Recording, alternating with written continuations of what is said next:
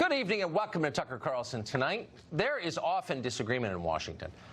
But if there's one thing that everyone who lives in the city knows for certain, it's that investigations of government officials are always a good thing. Yes, they can be expensive. They can run to tens of millions of dollars per. Of course, they do paralyze the government, making it impossible to fix our most pressing problems. And then if we're being honest about it, we'll also concede that investigations tend to destroy the lives of completely innocent people. But in the end, as anyone in Washington can and will tell you, all of that is well worth it. Investigations are a search for facts. Anyone who stands in their way obstructs the truth itself. That, ladies and gentlemen, is why we spent more than 2 full years looking into the question of whether or not Donald Trump worked secretly as an agent of Vladimir Putin. There was never any evidence that he did that, but Hillary Clinton's campaign donors demanded a thorough investigation of it anyway, and so, as you well know, we got that investigation. In the end, the investigation, in effect, cleared Donald Trump of claims he colluded with Russia, but it also did something else. It inadvertently implicated quite a few other people for unrelated crimes. We learned, for example, that quite a few senior law enforcement and intelligence officials think nothing of lying to the public, really lying to the public, or of abusing their tremendous powers for partisan political ends. They did that. We now know that. We also learned that the Obama administration was perfectly willing to spy on its political opponents in the middle of a presidential campaign. It did that, too.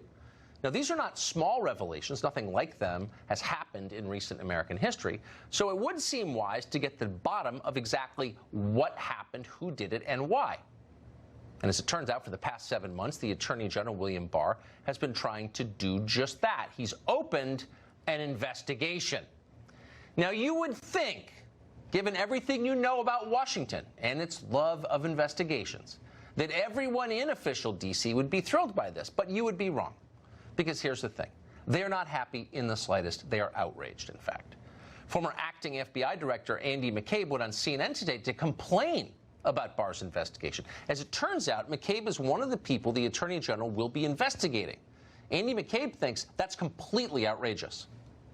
There's two primary questions that I think you have to ask here. The first is, why is he doing this at all? The circumstances behind the opening of the Russia case are not a mystery. I have testified under oath about them as early as December of 2017. Jim Comey has made comments about them publicly. I have. We've both written books that touched on the issues. So the circumstances behind the case are widely known. They were entirely validated by the special counsel investigation. Got that? Jim Comey and I already wrote best-selling books explaining our side of things. So what is there to investigate? McCabe seemed completely serious as he said this. How dare the Justice Department not accept my word at face value, despite the fact I was fired for lying? You'd have to be lacking a certain, what's the term here, self-awareness to make a case like that on television, but McCabe was happy to. And by the way, the CNN anchor seemed to agree with him wholeheartedly. It's certainly a common view in Washington. The story in this morning's Washington Post, for example, quotes unnamed federal bureaucrats grousing that they might be subject to the same oversight the rest of us could expect if we ever stepped out of line. Here's a direct quote. Current and former intelligence and law enforcement officials expressed frustration and alarm Monday that the head of the Justice Department was taking such a direct role in re-examining what they view as conspiracy theories and baseless allegations of misconduct. Got that? The allegations against me are baseless, I'm claiming from behind the cloak of anonymity. How dare you investigate us? Didn't you hear what I said? It's baseless. Call off your investigation. I already wrote the book. I already denied it. Now, this is the part in the story when honest journalists might step forward, by the way, of all political backgrounds, and remind us that that's a pretty ludicrous response, actually, and that nobody is above the reach of a federal investigation. But no, the kind of journalist who would make that point seems to have retired, or at least no longer works at NBC News.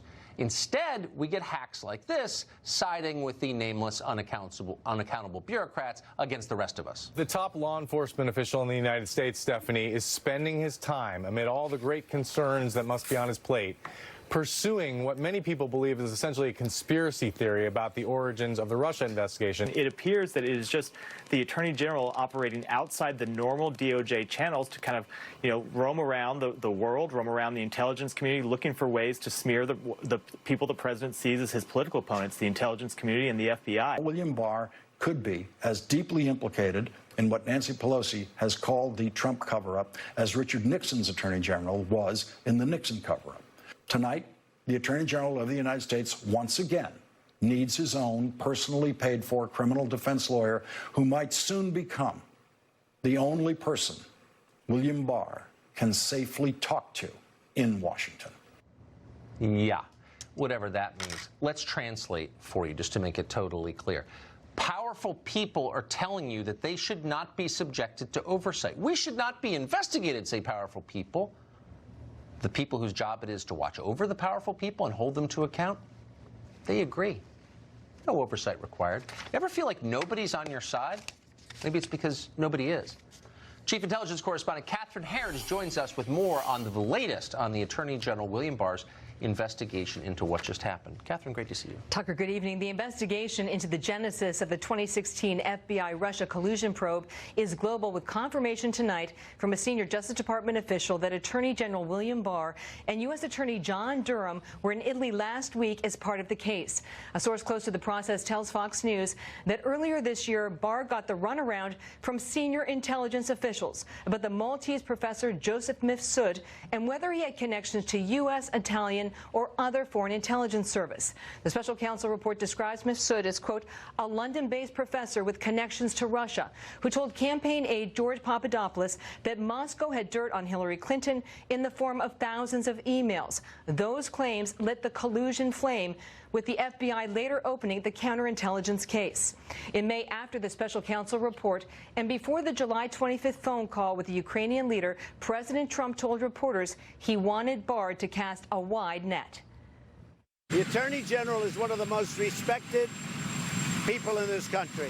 I hope he looks at Australia, and I hope he looks at Ukraine. I hope he looks at everything, because there was a hoax that was perpetrated on our country.